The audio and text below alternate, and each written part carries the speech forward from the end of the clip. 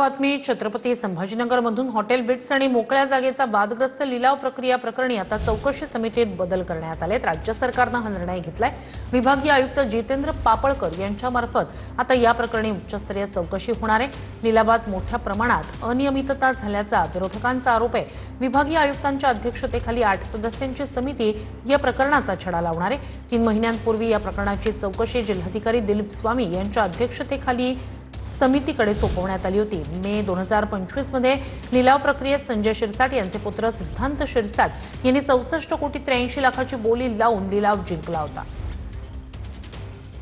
छत्रपती संभाजीनगर शहरातील हिट्स हॉटेलचा मुद्दा पुन्हा ऐरणीवर आलाय। खरं तर याच हॉटेलच्या लिलाव प्रक्रियेत मोठा गैरव्यवहार झाल्याचा आरोप विरोधकांनी केला होता आणि हा मुद्दा जो आहे तो विधिमंडळात सुद्धा गाजला होता। त्यानंतर जे आहे ते जिल्हाधिकारी स्वामी यांच्या अध्यक्षतेखाली ही सगळी चौकशी समिती नेमण्यात आली होती। मात्र असं असलं तरी आता जिल्हाधिकाऱ्यांकडून ही चौकशी समिती काढून घेऊन थेट जे आहे ते